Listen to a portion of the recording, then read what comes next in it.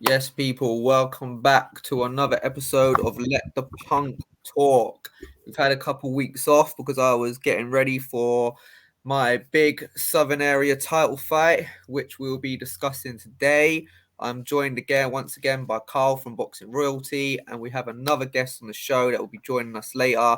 Jack Newham, a fellow binman and a fellow professional boxer that fought on the same show as me. We'll be getting his insight in my fight and also talking about his comeback fight, his first fight he had within 3 years. So yeah, Carl. So I always hand it over to you, and you can get us started on this week's topic. First of all, how are you? Hope you're all good. I'm all good, mate. How are you? Just mending heartbreak, as they Yeah. say. And I'm now preparing for another good friend to fight next week. So it's kind of like there's no gap in between. So it's like I've been said to you a week, and I like if the result doesn't go the way it should next week, mate, I'm out of boxing. Like that's it. 2 weeks done. March. I will hibernate for March every year going forward if something happens next week. Do you know what I mean? But how are all the cuts? Obviously, you said on Tom's podcast yesterday you had a couple under your eye and on your head. Are they all good? Yeah, mate, all good, all healing up now. All my stitches are out. Just got one little black eye to show for it now. I'm on the mend, I'm healing up nicely. I mean, we'll talk about the actual cuts later on because it's hard when you're sat like obviously where we all were. Do you know what I mean? Like I was stood next to Ryan and Rod and his friend whose name I can't remember. Ryan's friend, Jim, is it Jim? Something like that. And we was kind of trying to work out. We was like, is he cut? Is that like? Is it like? Because you go red, didn't you? Because obviously you're hot. Like, I've seen you spar and you come out like purple pretty much. Mm-hmm. And we was trying to work it out, and I thought, no, there's nothing to seen it. And then it was like the third round. It's like, Jesus Christ, yeah, that's pure claret. But let's go right back to the start of the fight, mate. So, how do you feel the fight went? Like when you're in there, 1, 2, 3, 4, going into late rounds, did you feel like you was doing enough? You was winning the fight. How was you feeling? Yeah, so my intake on the fight was I thought I won the first 3 rounds, and then I thought like the fourth round and the middle rounds, Paul started to come on quite strong, but the rounds were still close. They were still like 50-50 rounds. And then I thought his most successful round was the 7th. That was like the only round I would say that he really dominated. But after the 7th round, I thought 8th, 9th, and 10, again, I come on really strong in the fight again. So I thought I had at least like anywhere between 5 or 6 rounds I won quite comfortably, being the first 3 and the last 3. And, I thought at the end, especially being on a home show, I thought that would have been more than enough for me to win the fight. I mean, with having 6 rounds, that's winning over half the fight, pretty dominant. And so yeah, and as I said, being on a home show, I was shocked that I didn't get the decision. But having said that, it was a close fight, and there were a lot of 50-50 rounds. So I'm not gonna stand here and scream like robbery, because if I was to say it was a robbery, I think I'd be kind of kidding myself. Like, it was a close fight. If they would have scored it to Paul, I couldn't really argue. If they would have scored it to me, I don't think people could have argued. And if they scored a draw, which they did, again, I don't think, it was one of them. It could have really gone either way, and we got a draw out of it. But I did feel like I had done enough to win it. But yeah, that's my intake on the fight.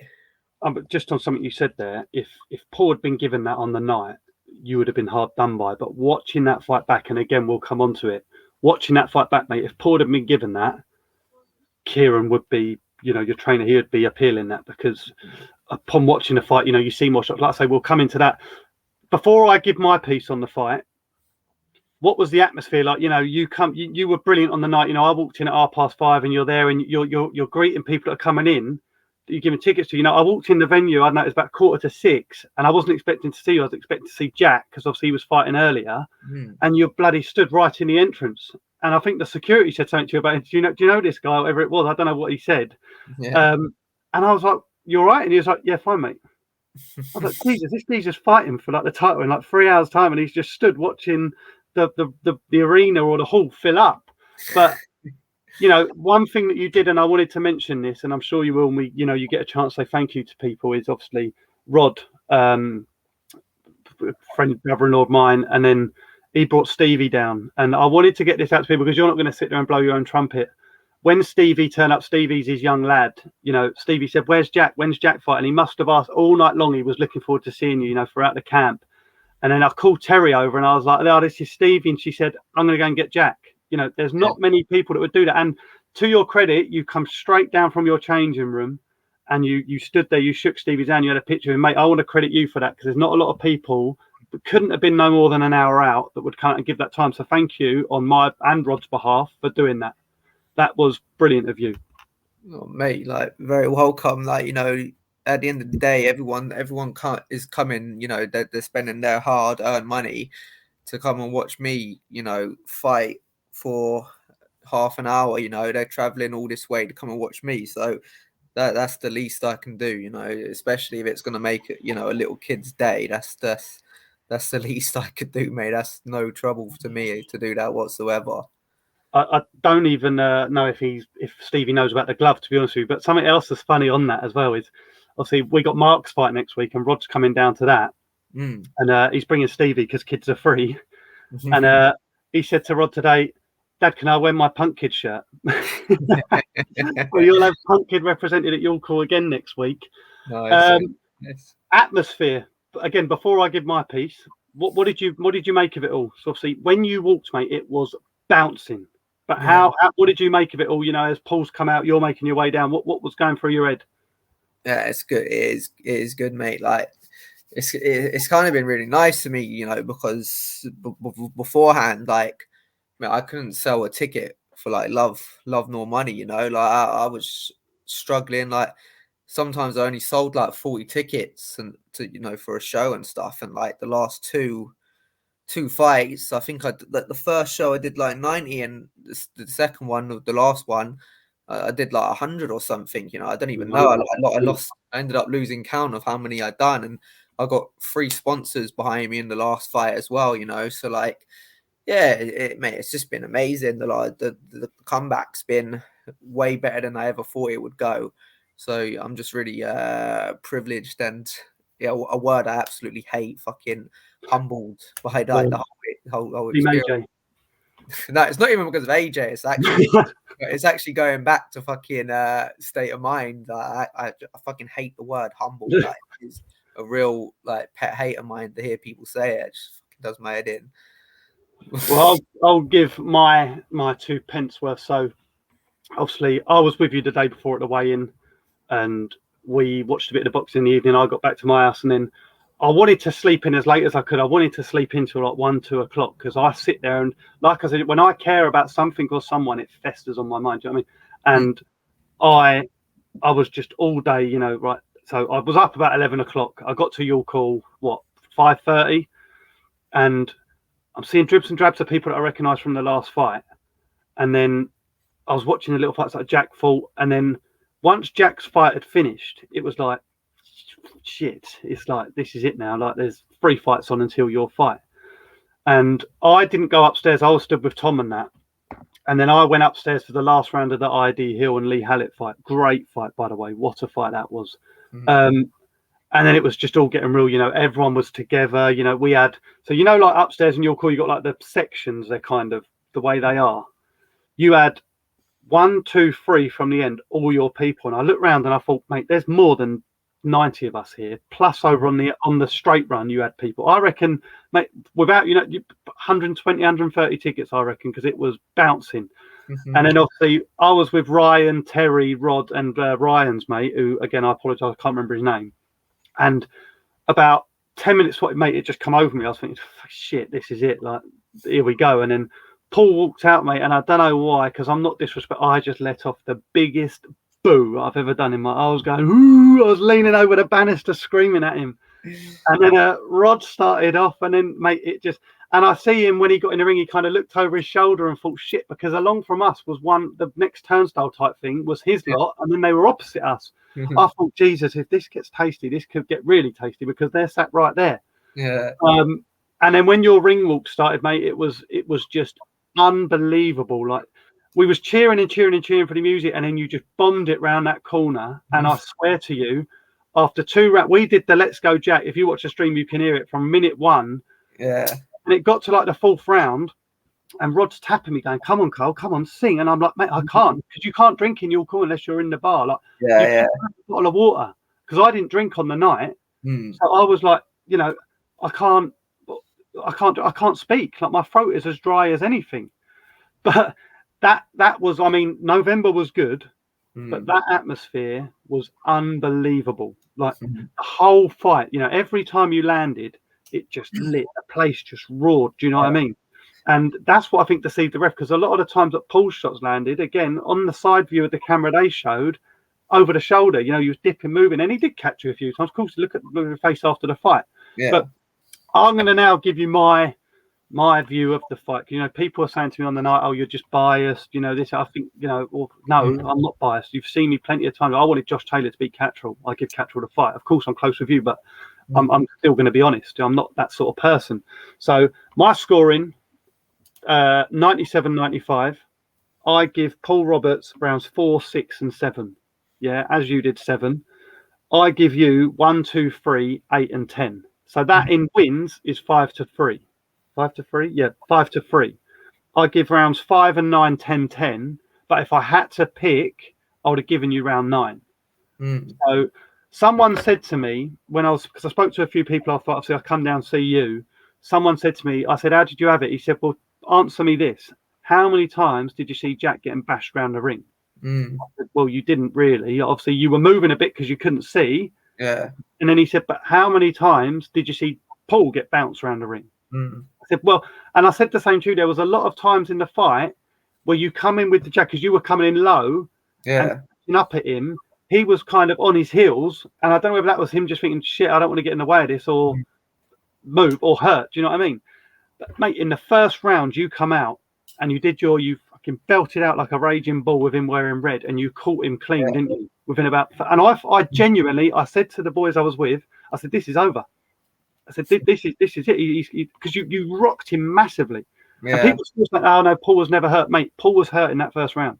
You caught him flush, and I can't remember what round it was again, but there was 2 other occasions where you caught him clean. He was square on. He stepped in, and you just went whack, and there was no jabs to that. You just went straight in with the right hand. I just, without saying too much, you definitely didn't lose the fight. You know, some people come to me and have said like 7-3 Paul and 9-1, and I just think, like, either you're watching because you don't want Jack to succeed, or you're, I don't know. Do you know what I mean? It's I'm very honest with boxing, and you know, I will always score it fair, and I cannot give Paul more than 3 winning rounds. So I think I'm more pissed off than you are, but let's talk through. So obviously, like I say, you won that cut round 2. Did you feel it straight away? Did you know it was bad, or was it kind of like, "Oh, ouch, what was that?" and then move on? Yeah, no, I knew I was cut straight away. It started bleeding like almost immediately. Like, I noticed it literally instantly as soon as it happened.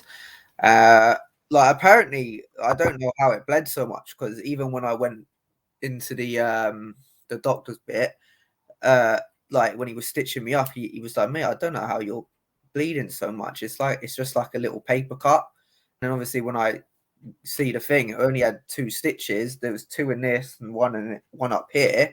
And mate, look, it's a tiny little cut like that, and like thin, like, so I have no idea how it was just pissing with blood, how it was. But yeah, mate, like, it wasn't even bad. And even in the corner, when I was saying to Tony, I was like, "How's the cut? Is it bad?" Like, Tony was like, "Nah, mate, it's fine. It's fine. It's nothing to worry about." But mate, it was just pissing with blood. Like, I don't know how it happened. But that's the thing, that when I watched your podcast last night with Tom, and you said, "I've got 2 up here," I thought, no, he's got you must have that wrong. I was expecting you to say like 10 stitches, because mate, like I said earlier, where I was sat, we was trying to work out if it was a cut or not, and then on like round 5 onwards, you could see it was a cut. Like, mate, look at the picture I put on Instagram with you yesterday. You posted the same thing. It was literally smearing your face. And I even turned to Rod, because obviously Rod's been involved in boxing a little bit now, but I said to him, "Mate, this could have a real impact on this fight." I said, because that isn't running round. Like sometimes you get it run off the bone here and run round. That was literally dripping. You could see it dripping from your eyebrow onto your eye. But then you said you got cut in your eye, like here as well. That just shows what a warrior you are. And for me, it shows that without that head clash, it probably would have been conclusive that you would have gone on, because you fought the fight with one eye, right? Yeah, pretty much. Yeah. That's just crazy. Did you panic? Like, because funnily enough, we spoke before about you being cut, and I thought when it happened, I thought, fucking hell, that's my fault. I thought I mentioned him being cut all this time, and you got the worst cut you've had so far. You said you asked Tony about it? Was it in your mind? I'm in trouble here. No, it was more just like I just wanted to know if the fight had a chance of getting stopped on the cut, because I needed to know how desperate I needed to get. Do you know what I mean? Like if it was going to go to the points after 6 rounds, I needed to win. How many rounds did I need to win? But once he said, it was nothing to worry about, it was kind of like, okay, well, Tony said it's nothing to worry about. He's the man in my corner. I need to trust him.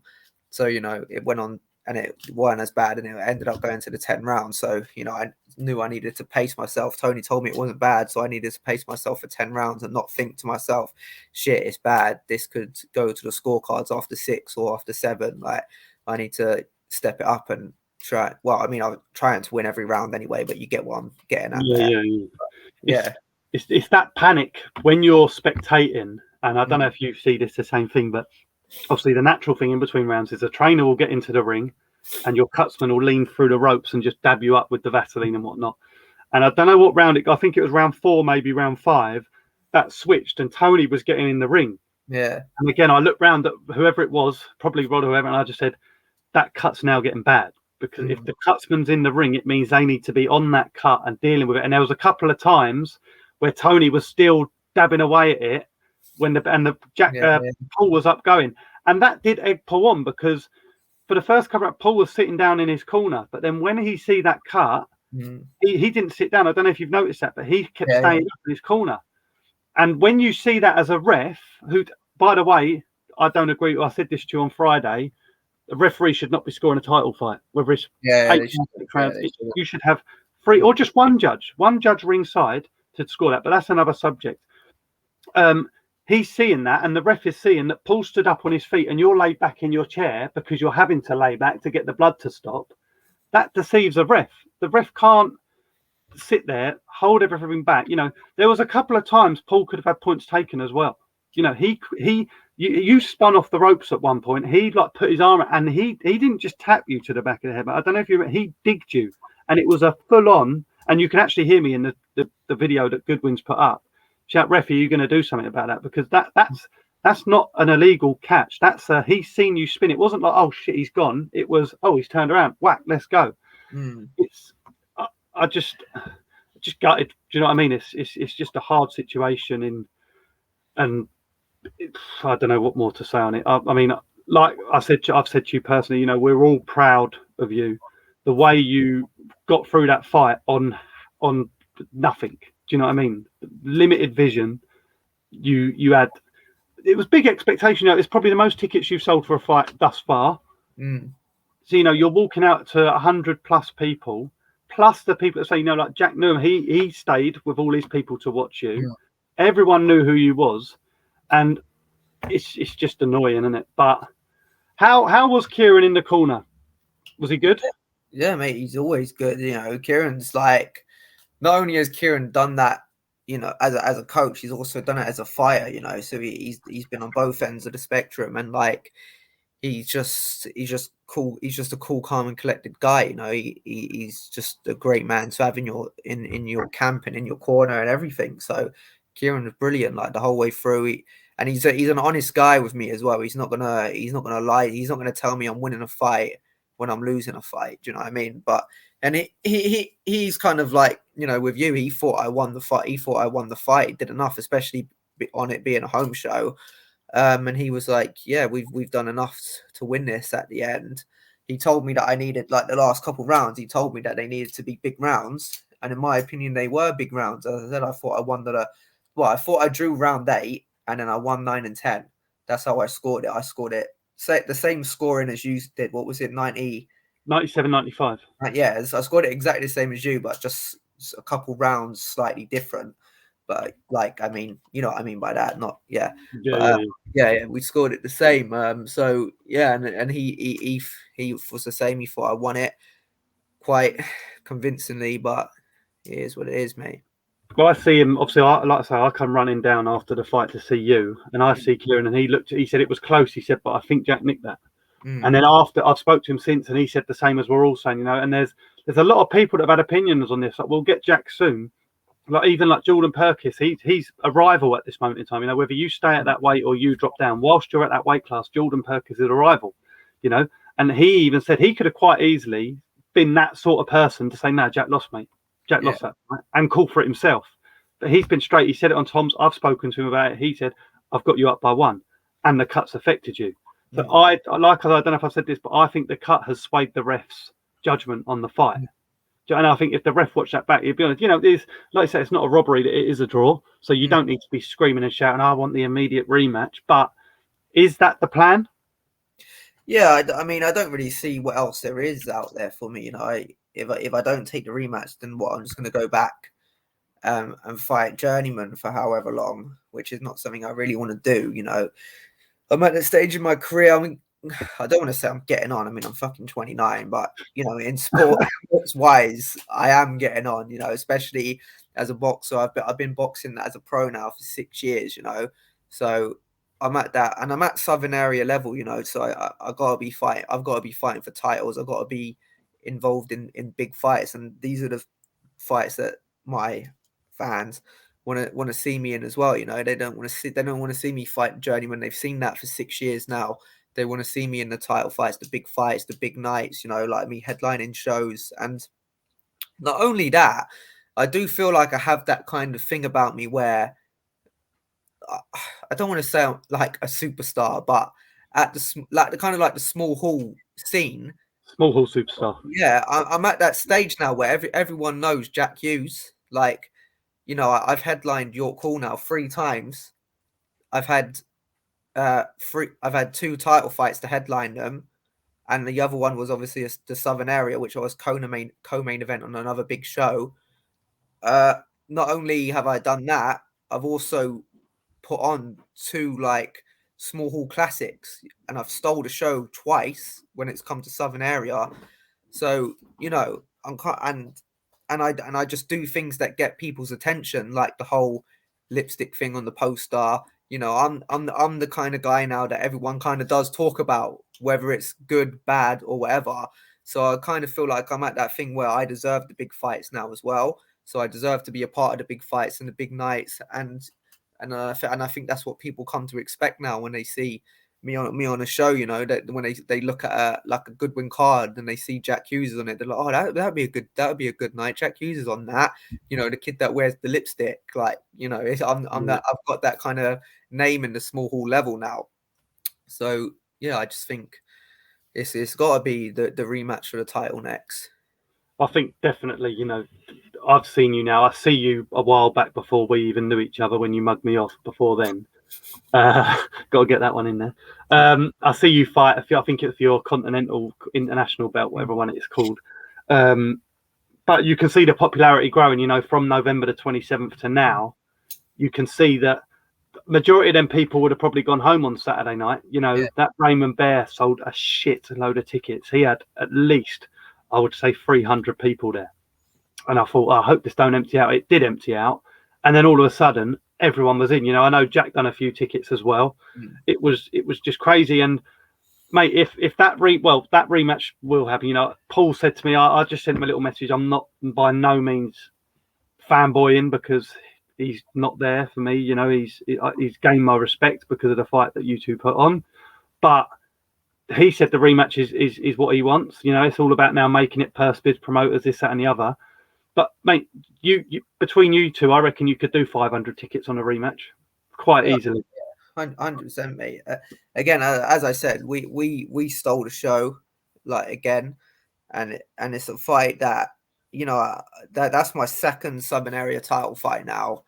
And with the Ricky Little fight, when that happened, people to this day still talk about the Ricky Little fight, and that happened in 2018. And this fight was even better than the Ricky Little fight. So, I'm pretty sure in years to come again, people are still going to be talking about, do you remember when Jack Hughes fought Paul Roberts at York? 100%. So, it's the fight, the second it gets announced rematch, it's going to sell itself. So, we ain't got nothing to worry about selling tickets when it comes to the rematch. So when we talk about this rematch, one last thing on that, there's obviously now potential, and Paul's within his right, to turn around when, say, Steve and Mo say, look, let's put our boys in again. The British board have said, look, I don't see there's no way the British board can put anyone else in that fight at this moment in time. Jordan's touch and go. He's had a bit of a problem with his hand. He's also said that MTK wanted to have one more. So I don't see any logical thing than to put anyone else than you two back in. But say these two come together and then Paul says, well, hang on a minute. I went to Jack. Jack's got to come to me. Are you still doing that? Yeah, just I'll do whatever needs be to get the title fight. So we'd have to get some coaches. Yeah, get some coaches and get down there, mate. But exactly. Plymouth, or we've got a mutual friend in Plymouth, haven't we? Yeah. So when in an ideal world, Steve says to you, the rematch is sorted date. Just give me a date you can be ready for. When's that going to be?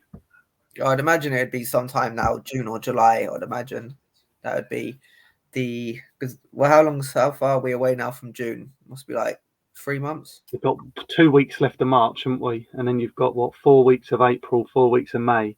So that's just under 3 months. Yeah, and then July would be So that's about the right time. I'd imagine sometime June, sometime in July. Well, fingers crossed. I mean, I don't see why it can't be made unless someone turns around and says they don't want to do it. But is there anything you would have done differently, Jack? Anything in camp? I see you in camp and you worked hard, you worked tirelessly. I see you at the weigh-in Friday, and you looked good. You both looked all right. I thought Paul looked a bit drained, but obviously that wasn't the case. Is there anything you look back on now and think, if I'd have not done that, or if I'd have done that a bit better, or is it just a case of it was a war? I'll give it my all, and there's nothing more I can do? I think I know the answer, but. Yeah, no, mate. Everything went perfect, so there's nothing I would have done differently in camp. Everything went good. Everything went according to plan. Got the rounds in like we needed to. Like there's no excuses when it comes to that. Everything went perfect. So yeah, I wouldn't have done nothing different. That's good. And anything else you want to add on your fight? Anything you want to talk about? Thanks to anyone?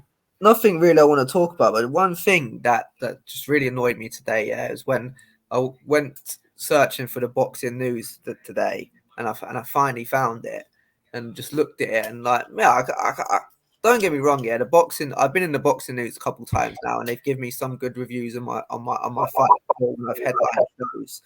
But like the two times that I fought for the Southern Area title, and I've put on two absolute classics that really deserve a mention in the boxing world, to say like, wow, these two little guys put on one hell of a show for us. Like the Ricky Little fight, they just did not even mention it. They was just like, because obviously it wasn't like the headlining show of the thing, but it was the show stealing fight, and they didn't even mention it. It was just Jack Hughes versus Ricky Little was scored, yada yada yada. So they just kind of was like, yeah, what a great fight, but we won't even give it the credit it deserves. We'll just fucking speak about the other fight. And then this one, not only did it headline the show, again, it stole the show again, and I put on another small classic. They just give it a little section. They didn't even give it the whole thing. Like they just give it a little section on the side. And again, it was just like such a shit poor review. Like there wasn't like, second time this has been fought for, the second time classic, second time involved Jack Hughes. These two little guys put on an absolute show stealer. It was just like a crap review. And the guy that I'd say, I'm gonna say I don't want to disrespect him. I am gonna disrespect him. The guy that wrote it just sounded like a fucking casual. Like it just sounded like he had no fucking clue what he was talking about, and he was just like, yeah, like the the thing that makes him sound like a casual, yeah, is when, you know, like it's a really close fight and it's been given like a 1 point or 2 points and the guy's screaming robbery, yeah. He's like, oh, he said something about how the judges need to get looked into again. And it was like, Paul won that fight, in my opinion. I scored it 96-94. So you give it to Paul by 1 round, and you're saying that the judge need to get looked into. Like, he's a fucking helmet, bruv. Like, what world are you, like how are you writing for a boxing article and you're screaming robbery, but you've give it to someone by 1 fucking round? And you're not like trying to say that, you know, boxing's subjective. It was a really good, like, fucking shit writer, mate. Like, that's in the magazine as well. He's wrote that. Yeah. See, he probably wasn't even at the show either. He's probably been given a match report or a fight report, whatever you want to call it, by some random guy and just chucked it in. If you're going to report on something, you need to be there to see it. You need to either be there and see it or watch it back fully. And I can't get too annoyed by it, but there's just no way Paul won that fight by 2 rounds. That's Cole, stop. No, that didn't happen. Like, you won 1, 2, I'm going into, you won 1, 2, 3, 8 and 10 convincingly. There's not 6 more rounds to win there, geez. Do you know what I mean? Like, that ain't going to happen. So where's that come from? I like your little vents, though. They do make me laugh. You didn't call him a dick, though. That's quite disappointing. And I see Jack down the bottom laughing away as you went in on it there. That's right. And obviously, for the thousands of people that have interacted on Twitter and YouTube and have watched it and thought, oh yeah, looked like a great fight, they're now going to read that and now use your name that you're lucky to be getting a rematch, which isn't the case. And I will argue that point with anyone who wants to say that it shouldn't have been given to Thingy. And it's just bollocks, that is. And he should be writing for a magazine. What's his name? Do you know his name? That it was like Daniel something. Daniel something. You shouldn't be writing for Boxing News, mate. That's my opinion on that one. Yeah. But yeah, you said about your sponsors. Obviously, I was there the night before, and it was about 9:30 at night, and I'd come in from a fag, and you was like, "Carl, I've just sold another 11 tickets," and I was like, "What are you talking about?" So what happened there? Yeah, well, mate, Guy Davis, like from Hilton Grove Hotels, like just an absolute legend, mate. Like, sponsored me 2 months' wages, so I had 2 months off work, and he paid me for it to train fully on the fight. He then sold 7 VIP tickets for me, and then on top of that, literally the day before the fight, he called me and was like, "Oh, Jack, this building company like has worked for me. Like, I want to treat them to the fight."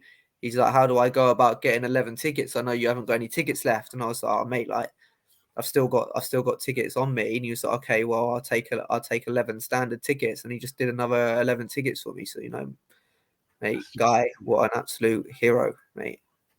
And the thing is like I said to you when that happened, like, sponsors don't need to buy tickets. Do you know what I mean? In their mind, they've given you the money to do what you need to do to get there. Do you know what I mean? They don't need to be there. They don't need to give you anything other than what they give you to get through. Yeah. So between your sponsors, obviously, I think you said you've done about 40 tickets. Yeah. That's off 2 blokes. Yeah. Do you know what I mean? It's just mental. And you said about you had your family friend as well. Was he there supporting you on the night? Yeah, he was there. Yeah, he did a couple tickets as well. Yeah, we all know about Rod. He loves it, mate. He loves it. But anything else on the night? That's it for me, mate, I think. Yeah, so I suppose we better get our little mate in. Yes, let's bring the fellow binman in. Fellow binman. What's happening? Easy, son. What's happening, He's Jack? in the building. Not a lot. What is happening? So, Carl, how do we want to do this? Do we want to ask Jack straight into his fight, or do we want to keep on my fight, or how are we doing it? I think keep the ball rolling. So, Jack, if you want to tell the Punk Kid, I'm going to call you Punk Kid and Newham. Punk Kid. Yeah. I'm not getting this muddled up and be like Jack, and then you both stay silent for 30 seconds. So who's talking? Yeah, Newham, if you want to give you obviously was there I see you. Well, obviously you fought. What did you think of Jack's fight? Have you watched it back? What did you think on the night? You know what? I ain't seen it. I've only seen it that once when I was there. Obviously, you know what? That was a war. I've got to give you both boys credit. Both put your whole, your careers on the line. Both gave it 100%. Could have gone either way, but Jack was more aggressive. Nick odd rounds there and there. Thought, yeah, he nicked that one, or that round was a draw. Couldn't score it. Give it a draw. But I'd say Jack was more aggressive. Thought that was enough to be aggressive, not on the back foot. But there were some rounds could have gone either way, or probably. And then there's rounds that he nicked, or like you said, the last round, Jack nicked the last 2 rounds to probably to win the fight. Like you say, Jack was on the front foot most of the fight. For all the rounds on the front foot, the whole fight. Didn't give Paul. That was his name, wasn't it? Paul. Yeah, Paul. Yeah. Paul. Well, I call him something else, but yeah, Paul. Whatever his name was, didn't give him a breather. Didn't let Paul on the front foot for the whole fight. Jack that's what I thought on the night as well. I thought a lot about, like, when I think back on it, like, Jack, you was the one always coming forward. Like, if Paul caught you with a jab or something, he would move forward. But the moment you hit him, like I said earlier, mate, he was on his bike. He was like me on an ice skating rink, mate. He was near enough on his arse. He was backwards. Yeah. You know what I mean? It's like, it's just mental. Go on, Jack. Carry on, mate. Sorry.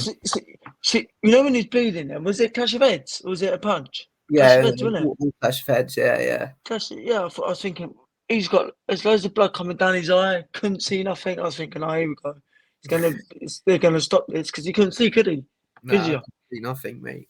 Could not see. But what eye was it? The right eye, wasn't it? Yeah, this one. Yeah, right. Mate. As soon as he started doing that, rubbing that eye, I was thinking, oh, here we go. Gonna stop this, and that's it. I saw you one, innit? After 4 or 5 rounds, stopping it. Let the boys go for war. Both of you put your fights on the line. Great war, as always. Jack said, they're both Southern Air fights. He's had put a great show on, put a war on. Get a rematch with this fella, and go again. You know what I mean? Exactly, man. 3rd time lucky, hopefully, lads. 3rd time lucky. You know what I mean? So Ricky Little. You know what I mean? So that little clown now, he's out the window. You know what I mean? So that little clown now, he's done, mate. 3 times he's pulled out though. 3 times? Is it 3 times? More, 4 times, mate. 4 times. 4 times. See, you can't be pulling out, mate. The geezer wants to fight. Yeah. Because he knew he lost the last fight. Exactly. Fuck Ricky. Was you there at the first fight? Carl. No. I didn't go. No, I wasn't. Another war. You know what I mean? Another war. Who won that one? Jack. Yeah, well, Jack thinks I won it. Yeah, Jack won that one. And then he asked us for a rematch. Rick was like, yeah, we'll go for it. They're in their training camp. 2 weeks later, Ricky Little's pulled out. What? What do you mean pulled out? All right, cool, fair enough. Again, got another fight. We're ready. It's 100% on. Comes too close to the fight. He's pulled out again. Like, does this go on or not? It's like, mate. Then they take the belt off him. Must have took the belt off him, didn't they? Yeah. See, get the rematch with the skeezer. Where's he from? Plymouth, isn't it? Yeah, when it's Somerset way. So yeah. Yeah. Go to his place. Go there. Have another war with him. Exactly, mate. If we get an away day, Newham, are you going to come down if it's away? Yeah, of course I'll be there. Come on, Jack. Yeah. We're there. Sounds like you're a Ricky Little fan as well, then, Newham. No, so that little shrimp. He's got a fan base, this lad, doesn't he? He does, mate. Before we talk about your fight, Newham, you two work together. Yeah. Indeed. Are you on shift together, like working on the same runs, or is it always different? A couple times. Yeah, always different, but we've worked together a couple times. We've both been running. Jack shit gets done when you two are together. Jesus Christ. Oh, mate, we're grafters, mate. We're fucking grafters. It's mad. I was doing some printing last night, and obviously I'd messaged Jack about something, Newham, And then I was just getting ready for bed, and he's messaged back like, yeah, mate. And I'm like, Jesus, it's like whatever time it was. I was like, what? He's like, I've just started work. 4 o'clock. I was like, I ain't even gone to bed. Like, I'm just going to bed. So we spoke to the punk kid about this a lot, Jack. But how much does that help you when you're in camp, like having them starts? Is it a great aid to what you do? To be fair, it does. It helps in a way, and it don't, because you ain't like recovering properly and whatnot. But when I start early, like 4 o'clock, I can get home, have a sleep, then go to training, and then I could do my running as well. But then, like, I'll still go work, but then I'll take a week off during the week for my training, so I could train properly. And then I'll go in for 2 days, then I'll take the rest of the week off for my fight. So then I'll still get my rest in within them couple of days. Yeah, you do need it, don't you? Like when with Jack on Saturday, punk kid, and I was like, when you back to work, mate? He was like, Tuesday. I was like, yeah, that's when I went back Tuesday. Yeah. And then he was in on Tuesday, and I was thinking, mate, you've just been pelted around the ring by each other for 10 rounds, and you're out emptying bloody bin sacks on a Tuesday morning in Hayes. Like, what's going on? Like, rest up. And now you're ill, and you've been able to work all week. No rest for the wickeds. Yeah, trust me. That's for sure. There's no rest for the wicked, I'm telling you. Well, I mean, I booked some time off. I had the Thursday, Friday, Saturday, Sunday off. I've been in work all week this week, and then I'm in Monday, Tuesday, Wednesday next week, and I've got the same thing off again. I'm not going to the weigh-in this time. But it's. I mean, I didn't want to go back to work after watching the fight, let alone you boys after fighting wanting to go back to work. Do you know what I mean? But I had to go back on a Tuesday. I didn't want to, but I had to go and get done, mate. They needed me in. They missed me. So, punk kid, you've seen Jack Newham fight before. Mm-hmm. What did you make of his performance at a new weight on Saturday night? Did you watch it? Did you see any of it? Yeah, I saw the first 3 rounds, and mate, I thought you looked really good. Like, obviously, I know his trainer really well as well. Like, I know Ricky and his dad both really well. And I met Ricky not long ago at one of the Mo Pryor shows, and I was obviously asking how's Jack getting on, so on. And he was telling me how good he was looking. And apparently, he was like breaking people's noses in training camp and all that. And I was like, whoa, yeah. I was like, I'm looking forward to seeing the new and improved Jack Newham. And like, mate, the guy that he fought, he looked like he was in proper good shape, man. Like, he looked like he was taking this serious. And mate, Jack did everything asked for him, won every round clearly. Like, and I think welterweight is where it's the new one, mate. Yeah, the new one. Yeah, it's the new one. Yeah, you definitely look strong and powerful. So I've not seen you fight before. I will say that the merchandise was unbelievable that you wore to the ring. I don't know where you got that from, but nah, never do I. See, I was kind of watching you go on, and you just come bombing out in the first round, and you caught him. What was his name? Dean Wilkinson. Yeah, and I can't remember. It might have been Ricky or someone I was talking to before the fight, and they said, like, look, he does look good at bantamweight, but this is a brave first fight to be taken. And after that first minute of them, I thought, fucking, he's going to blow this guy out of there. Like, you just come running across the ring. I was from where I was stood. I was like, what's going on here? But yeah, I just echo what Jack said, mate. You know, you looked good. You looked strong at the weight. You didn't tire. You dominated the fight. Why? What was the reason for the move up? Was it struggling at the weight below, or? When I took a whole year out of my last fight with a technical draw because of the clash of heads and whatnot, I said to Steve, I went and met Steve. I was like, Steve, I'm not gonna lie to you, I was starving myself just to make the weight. I was eating 1 meal a day just to make 63.5 kilos. And now I weighed on this fight, I was 147 pounds, which was bang on the welterweight limit, which is 66.5. And I'm eating as well with that. So, you know what? That's interesting to hear that you starve. So, like, obviously, I've never spoke to a boxer that starves himself. Obviously, we always do this with Jack. Yeah. With Mark. So obviously, you're on the fight week. How far out are you? Say on the Monday morning. How far? What's the furthest you've been off the weight and had to lose? What when I used to make 63.5, or yeah, I would say 3 kilos. Jeez. And 3 what, you're kilos. literally in a sweatsuit, running Sweatsuit. around, no Yeah. water, no food. Headless chicken. Jesus Christ. You're lively Yeah. enough on this weight, so I can't imagine what you was like at that weight. Jesus, Mate, wet. I'm not no whatever. Like I would say I was just a little rump, mate. Like a little rat. It must have been worrying for your family as well, though, seeing you like that. I boxed.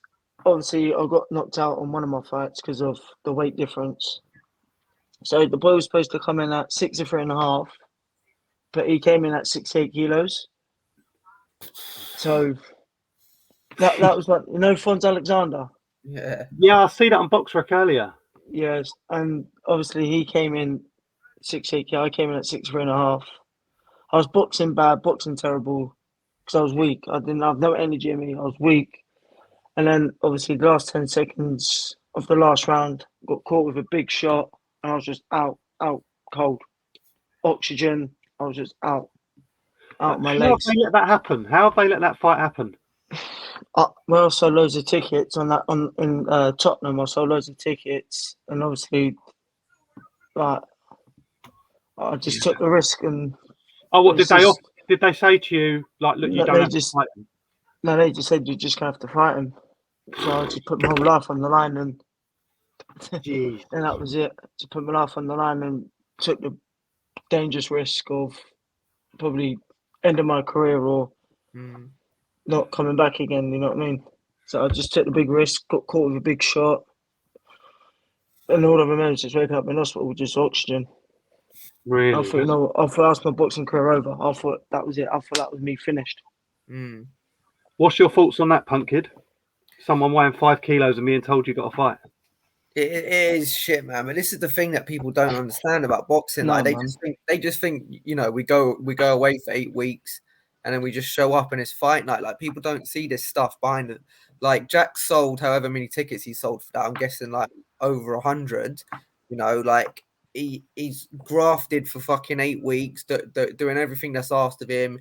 He's been sparring, he's been doing his running, he's been eating, he's been losing weight, and then he's got the whole thing. It's like, oh yeah, now this guy's weighed in however 5 kilos over the weight limit, and it's not as easy for Jack just to be like, oh, do you know what, we'll leave that, we'll go. Like he's just sold over 100 tickets, everyone's paid their money to come watch him. Like it's not as easy as he can't just go, oh yeah, I'll just pull out, we'll fight another day, because people have short attention spans and they begin to lose interest. And this is the risk that we've got to take. Like when something like that happens, we don't really have a choice. We've got to go through with it and we've got to fight. And then at the end of the day, we're risking our life, our health.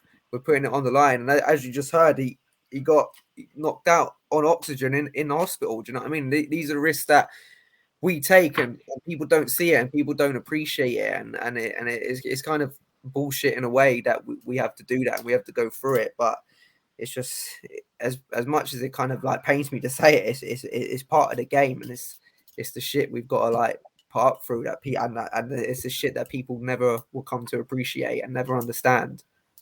It hurts as well, man. It hurts. After man, I was heartbroken. I forgot about boxing for a whole year. I thought I wasn't going to come back. I thought I wasn't going to come back from it. So from that then, just how good was that on Saturday night then? Tremendous, I'm telling you. Unbelievable.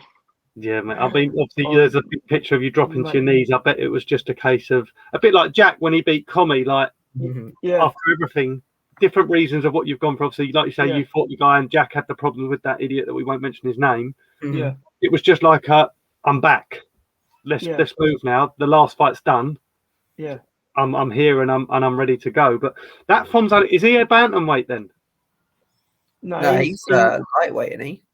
No, he was when he weighed in. He was a super welterweight, and he had to get down to obviously lightweight at the time, and obviously didn't make it. He came in about 67 kilos at the time. I was 63. So is that a potential fight that you'd want to take? No. That's the part. I've moved on now. It's done now. Yeah, I wanted it at the first time. I wanted. I was like, I want it. They was Yeah. like, no, he's too big. You can't risk it. Yeah, no. If it was my choice, I'll fight him again. If it was my choice. Well, But I he's think a super. Go But on. he's a super welterweight. He's a super welterweight now. So I'm a welterweight now. So I'm moving on now. Makes The sense. past is the past. It's done now. It is. It's all So- done, mate. Anyone that you want to thank, Jack, from your last fight, Newham? Give you a chance now. Obviously, thanks all my supporters, my sponsors, Ducks, Paul Mark, and McGee Duckwork. All helped me out for my training. And all my friends, family, all come and support. Bang on, mate. Bang on. You can't do this without the sponsors. That's what me and Jack was No, just of saying. course you Without can't. them, mate, you can't fight. Nah, because they help you through training, and obviously you travel, your training kit, I mean, and all your meals. I've never, obviously, I'd seen the thing with that. Like, it's interesting to hear that story of how it all come about. But while I've got you both, I want to talk about a couple of fights that are coming up for a few minutes. So let's start with the world's heaviest fight tomorrow night. Are you both watching? Yeah. Yeah, I'm I'll be actually watching. looking forward to that. Like, don't get me wrong, I think like boxing wise it's probably going to be terrible, but I just really want to see two massive men have like a proper scrap. Like, I think it's going to be like 2 rounds of them just both swinging like mad, and then they're both going to get. Blowing. Yeah, they're both going to be like down 3-0. I can just see someone getting smacked and like lights Getting up. sparked out, and that's just what I'm looking forward to. But Mate, I've never been so hyped up. yeah, I think it's going to be a good one, man. Mate, if you want to watch a massive fighter, just ask me to come to the gym. I'm a big boy. No, I'm joking. He's a big boy. So I want a prediction because I'll start. I watched a little bit of like the build up and that, and Eddie Hall actually looks like he can move a bit. Like on the pads For a and big that, guy, he can move. he's snappy. Do you know what I mean? He's like a little he reminds me of like an Anthony Croller. He's from the elbows and he's digging in from the hips. I'll say 2 rounds. 2 rounds max. Yeah. Who wins though? Who and how? I'm going to say Eddie Hall knockout. I was going to say. I would say 2 rounds. Both of them. It's a 50-50 because they're both big lads. All it takes is just that one shot for them to just swing and listen. That's it. And you, Punched? I actually think Thor's going to do it. Like, I just have that feeling like It'll be a knockout. Yeah, definitely be a knockout. But like, I just think Thor's kind of done it, like the boxing wise. I think he's done it better than Eddie Hall. Like, he's had the exhibitions against real professionals, where like even like all the sparring footage, everything I've seen of Eddie Hall doesn't look like he's been in with anyone near. And also, like, Thor actually looks like a half decent boxer, where even though Eddie Hall can move a little bit, he's very like hands are down by his side and he throws from his waist, and where Thor's just more textbook. And I think being however tall he is, like 6'9" or something, and Eddie Hall is, even though Eddie Hall's still a big guy compared to Thor, he is a small guy. And I just think the textbook style of Thor and the experience that he's got from the exhibitions, I just think that's going to see him through and he'll just win by knockout. He looked a beast on the scales, didn't he? I mean, they're the world's strongest men, but Thor was trimmed coming down from like here. Like he had a pumping 6-pack. Do you know what I mean? Like he looked like a 6'9" AJ. Do you know what I mean? Like he did. Like obviously up here it was like a broccoli. It was massive, but then when he come down and in, he looked trimmed. So he's been doing the work. You can see he's been doing the work, and I mean it's one of them. Like you say, you're just not going to be able to turn over and get the remote to turn it up, or you're going to have to literally sit there and be like this the whole fight, because at some point, don't matter if it's low or not, you got to watch it. The wildest punch in the world is just going to flatten them. So I'm looking forward to that one. Something that's interesting in your division, Jack. Sonny Edwards, he's on Saturday. Thoughts on that fight? I mean, I don't know this Wasim guy, but Sonny Edwards is in my eyes top 10 in the world. So I think that's going to be a walkover. I think that I don't really know much about him, but I think that Wasim guy is meant to be pretty good. I think he only lost to a world champion, didn't he? I can't think of who it is now, but I think the only loss in his record comes to like a high level opponent.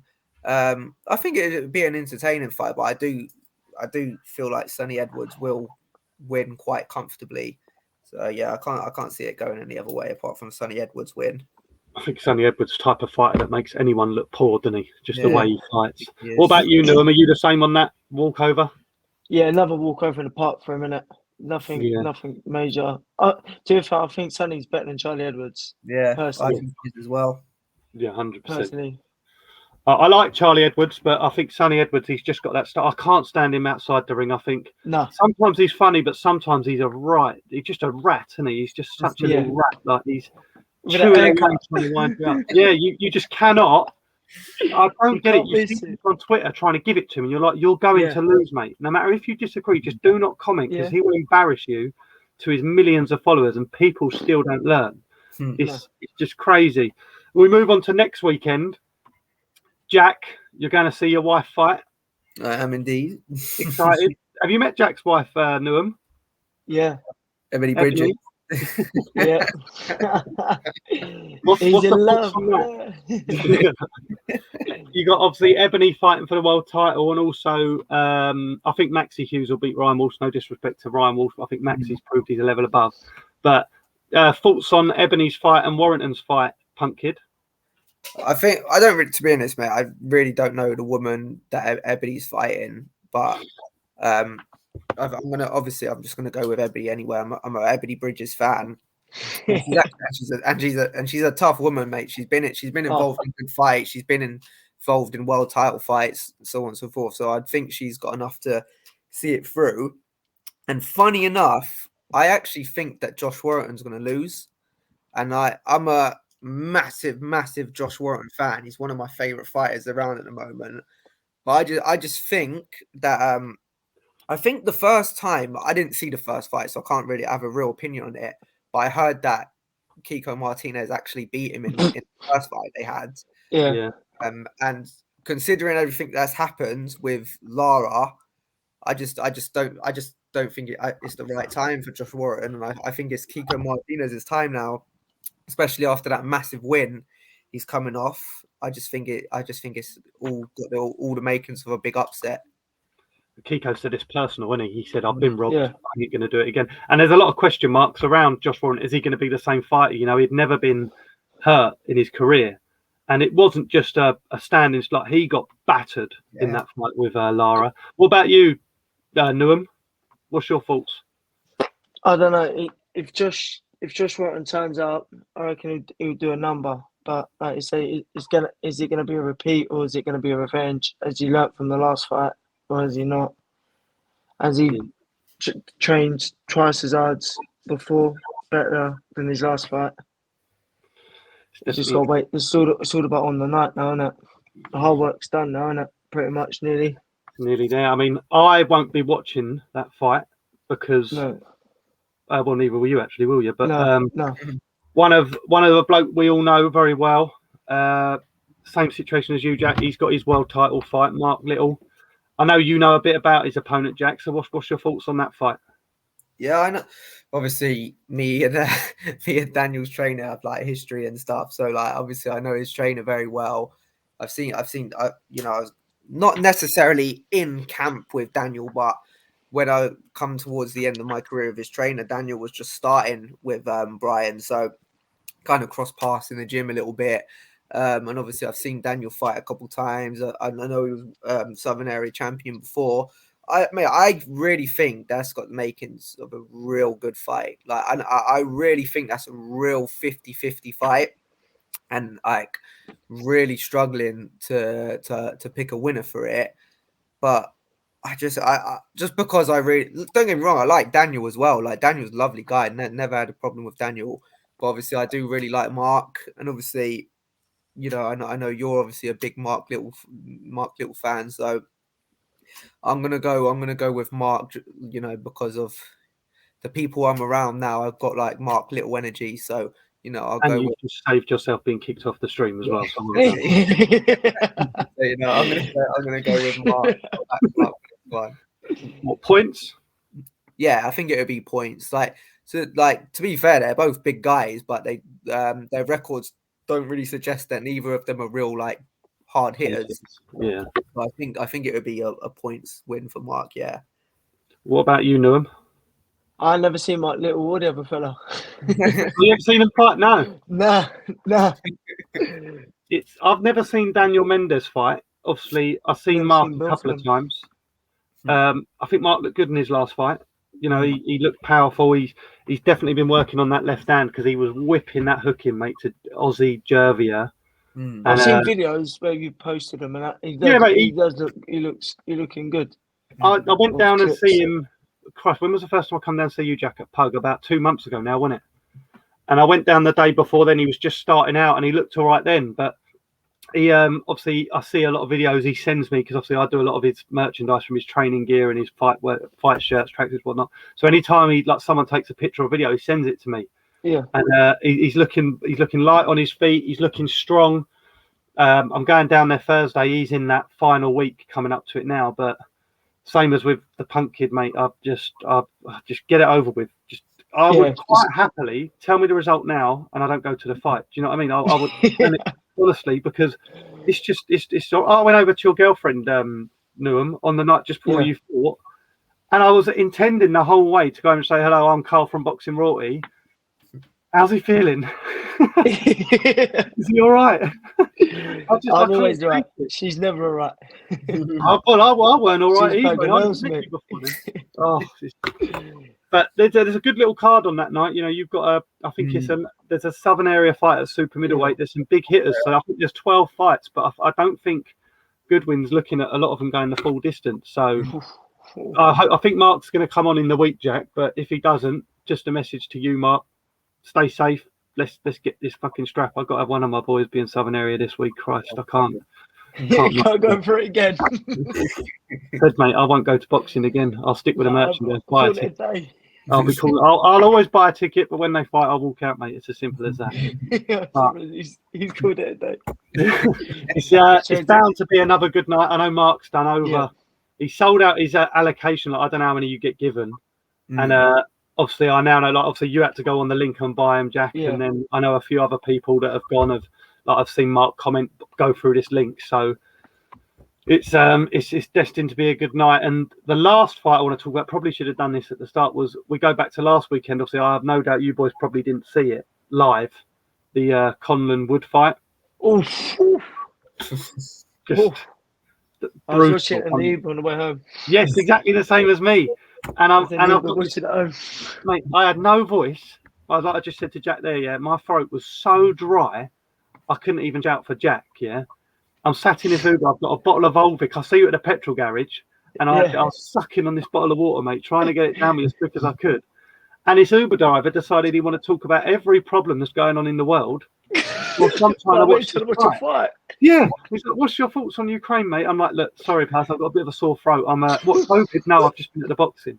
Oh, okay, cool. 10 minutes down the line, oh look, there's Buckingham Palace. I thought, well, okay. Google it, mate. You'll see it. Do you know what I mean? But from what I could see, I didn't get to watch full concentration, mate. It looked the first round heavy knockdown. Ooh. In my opinion, I think Conlan schooled Wood. I really do. He was winning until that knockout.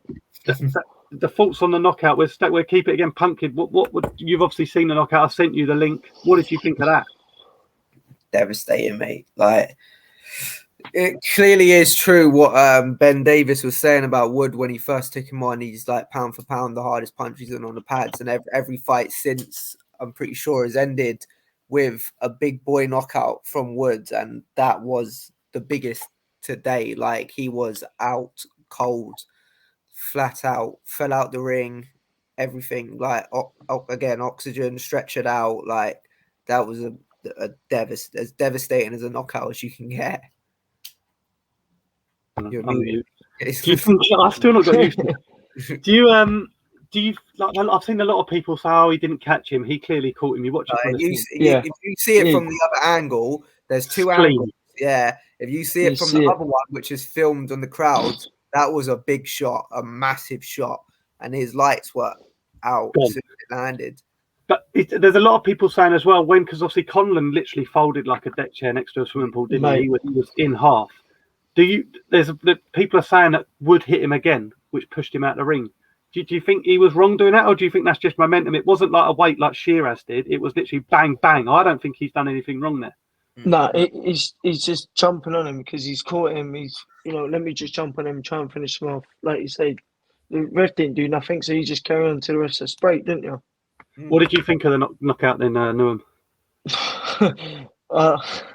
You know what? I was like, yeah, that's not nice. I've been there. I was like, yeah, that's not nice. It's not nice. Obviously, where you've been there before, it's like, and you see someone else do it, it's like, yeah, it's not nice to see. Devastating. It is heartbreaking. Obviously, good fight. He put a good show on.